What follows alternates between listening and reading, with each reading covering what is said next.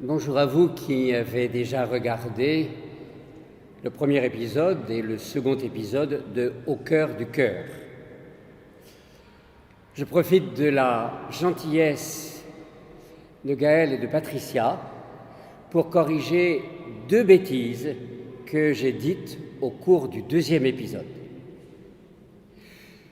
La première bêtise, c'est d'avoir dit que saint Paul avait écrit 2 lettres aux Athéniens. Il n'a pas écrit de lettres aux Athéniens, il a écrit 2 lettres aux Corinthiens. La première et la deuxième épître aux Corinthiens, qui se trouvent dans le Nouveau Testament, bien sûr, après les Actes des Apôtres. Aux Athéniens, il n'a pas écrit de lettres, du moins, on ne le sait pas. Peut-être en a-t-il écrit une, mais on n'en a pas de preuve, on n'a pas de traces.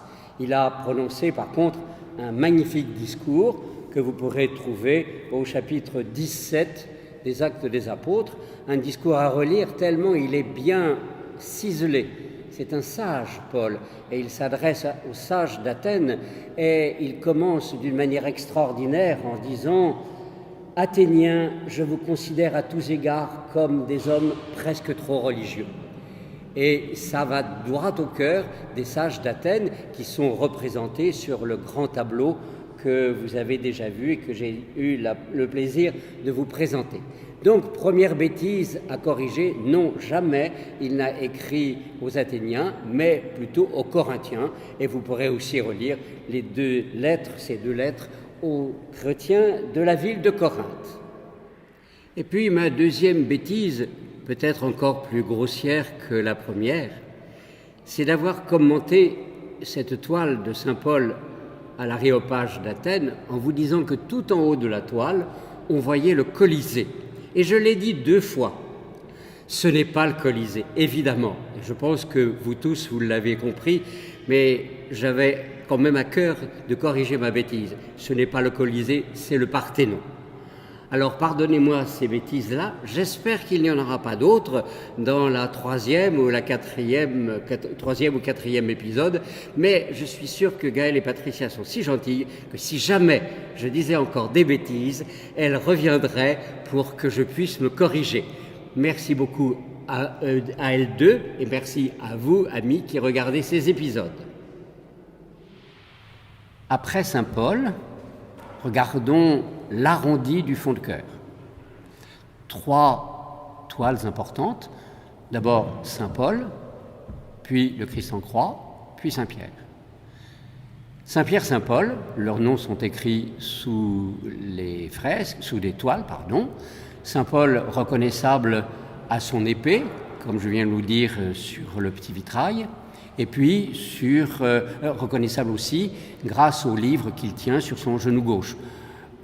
On a le peintre pour faire tenir le livre a soulevé le genou gauche de Paul en lui mettant le pied sur une pierre, ou je ne sais pas trop quoi exactement. Les toiles sont vieilles, elles datent à peu près de la même époque, c'est-à-dire 1867. Elles sont de Madame de Coul pour saint Paul et de Madame Doux pour saint Pierre. Ce sont des copies d'œuvres qui se trouvent ou qui se trouvait, je ne sais plus, je n'ai pas vérifié, à l'église Saint-Louis d'Antin à Paris. À mon avis, à moi, ce ne sont pas des toiles de grand intérêt au point de vue iconographique. Donc saint Paul reconnaissable à son livre et à son épée, saint Pierre reconnaissable au fait qu'il tienne une maquette d'église et des clés dans la main gauche. Saint Pierre est le premier chef de l'église et encore une fois, Jésus lui a dit « Je te confie les clés du royaume des cieux ». Voilà pourquoi il est souvent représenté avec des clés en main. Et puis, les symboles iconographiques de saint Paul, c'est qu'il est brun avec une longue barbe et des cheveux. Quant à Pierre, il a le front un peu dégarni, et les cheveux blancs et une barbe blanche. Voilà en gros comment on peut généralement reconnaître saint Pierre et saint Paul. Et au-dessus de chacun d'eux, il y a 2 palmes, et les palmes du martyr. Voilà ce que je peux dire au point de vue des descriptions, sur ces 2 toiles.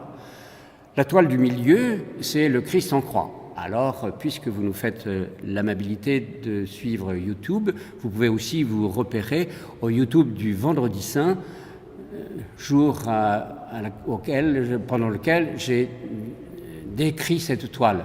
Donc je ne vais pas la décrire à nouveau. Allez voir le Vendredi Saint, je la décris en long et en large.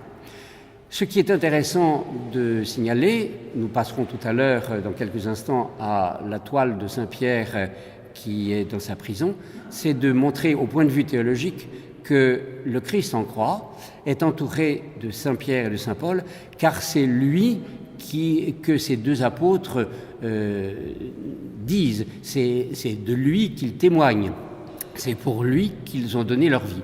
Donc, au point de vue théologique, notre cœur est très bien pensé. Saint-Paul sur notre gauche, Saint-Pierre sur notre droite, peu importe d'ailleurs qu'il soit à droite ou à gauche, là il n'y a pas de signification théologique, mais ce qui est une signification théologique, c'est que Pierre et Paul, chacun à leur manière, ont témoigné du Christ mort et ressuscité. Et voilà ce qui est important. Entre ces toiles, vous avez différents symboles qui sont représentés. D'abord, à droite et à gauche du Christ, vous avez deux symboles eucharistiques. À gauche, pour nous qui regardons la toile, à gauche du Christ, vous avez un ostensoir, c'est-à-dire un élément d'orfèvrerie rond qui tient une hostie, c'est une hostie consacrée, et cet ostensoir sert pour les moments de l'adoration eucharistique, quand le Saint-Sacrement est exposé pour des moments d'adoration. À droite du Christ en croix, vous avez un autre symbole eucharistique, le calice et l'hostie, qui représentent à l'évidence la messe, puisque au cours de la messe, un prêtre saisit l'hostie et saisit le calice pour consacrer le pain et le vin. Donc, autour du Christ, deux symboles eucharistiques. Nous sommes dans une église et il est évident que l'Eucharistie est centrale. Nous reviendrons à l'autel tout à l'heure. Et puis, à gauche de Paul, vous avez un linge avec un visage. Le linge et le visage, c'est ce qu'on appelle depuis le IVe ou le Ve siècle, très exactement, je ne m'en souviens plus, c'est un peu flou dans ma tête, mais disons le Ve siècle, c'est ce qu'on appelle le mandylium. Dans le chemin de croix, vous savez qu'on parle de Véronique qui aurait essuyé le visage de Jésus, et le visage de Jésus serait imprimé sur le linge. Dans les évangiles, dans les 4 évangiles, on ne trouve pas la présence de Véronique. C'est une pieuse méditation que les croisés ont découvert lorsqu'ils sont arrivés au Moyen-Orient et qu'ils ont côtoyé les chrétiens de ces lieux.